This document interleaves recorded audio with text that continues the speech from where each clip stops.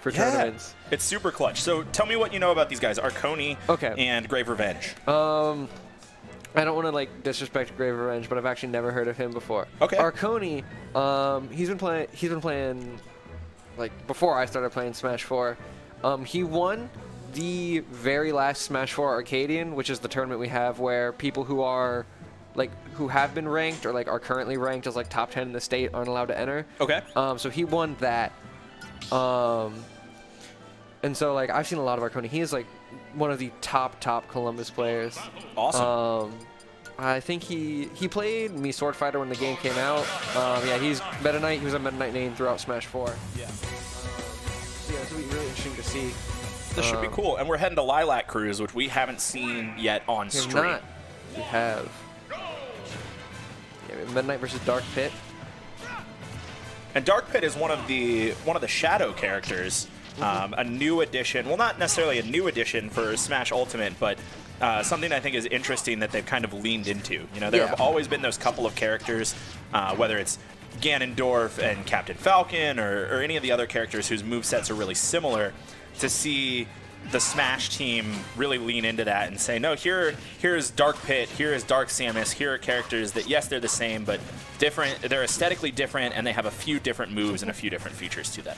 And I like how they do that because, one, it acknowledges that, yes, these are similar to the other characters, but... Ooh, not gonna kill. But it also allows for more representation in a franchise because, you know, you can more or less copy the assets from one character, change a few things up, and in significantly less time than it would take to develop a whole new character, they have another character in the game. Arconi trying to kill with the Dimensional Cape. Going deep for that edge guard. Yeah. Which is something, yeah, Meta Knight definitely can do. He has like 5 or 6 jumps, I forget how many, and Shuttle Loop is such a good recovery. Ooh. Yeah, both of these characters, huge recovery. So I'm expecting to see a lot of play down in the bottom corners. GraveRevenge hitting Arconi with that side. But yeah, Arconi's still going deep for those edge guards. I think he realized that's something he can do. Pit, Pit and Dark Pit, the recoveries don't have a hitbox. And so when they're forced to recover, you don't really need to worry about them hitting you because they can't really throw out a move. They just kind of have to recover. Yeah. And so Arconi's definitely capitalizing on that by going out for those edge guards. Stuck in the up air juggle. Gonna finish it off with Nair into, yeah, an edge guard situation. Looks for that interdimensional cape again. Not quite enough. Good perfect guard there. Yeah, that's a situation we were talking about where sometimes when you parry, like especially if you parry like a multi-hit move, the second hit's gonna come out before you can do anything. Yeah. That's kind of what happened with GraveRevenge there. Edge guarding with that drill. Yep. Grave gets the ledge. But the back air is not quite going to take it. Yep. Yeah, Arconi not afraid to go off stage. He knows Meta Knight has the mobility and the jumps to make it back. Both players 2 stocks. Grave advantage with, Grave with about 100% more than Arconi. Yep. Grave trying to juggle Arconi there for a bit. Arconi able to land, and yep, going deep for those edge guards. Takes it with the Nair. Finally paying off at this one. And he's not at kill percents right now, so GraveRevenge needs to put in a little work on his last stock. Arconi almost had something with those up airs, but was just able to get out of it. Yeah, just kind of running away with the Dimensional Cape, resetting neutral.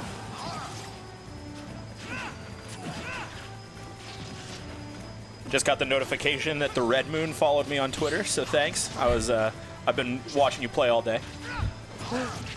Ooh, wow. Stage spike off the bottom of the stage.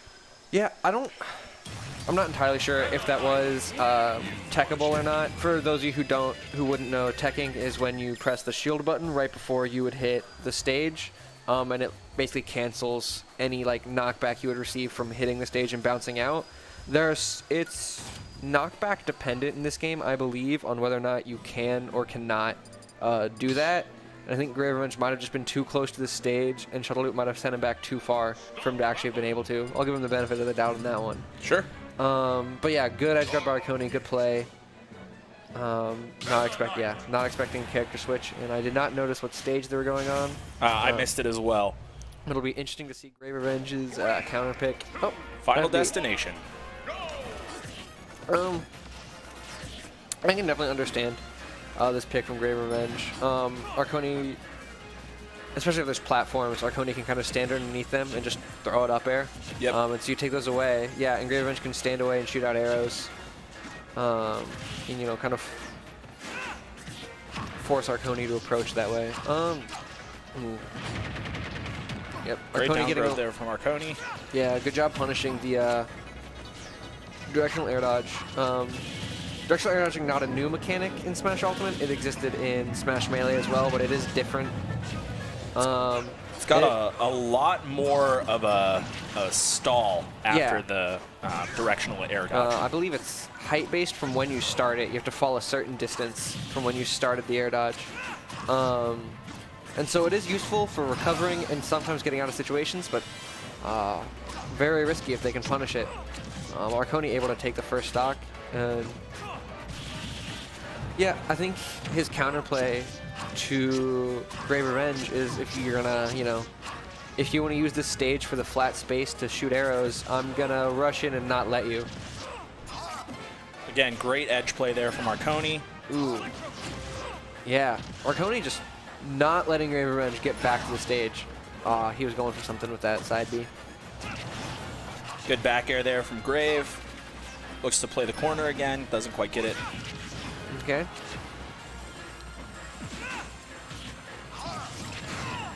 Oh, Shuttle Loop gonna take it. That move is sometimes iffy, but in that situation it did work. So Arconi off to a very strong lead right now. This is not looking too great for GraveRevenge.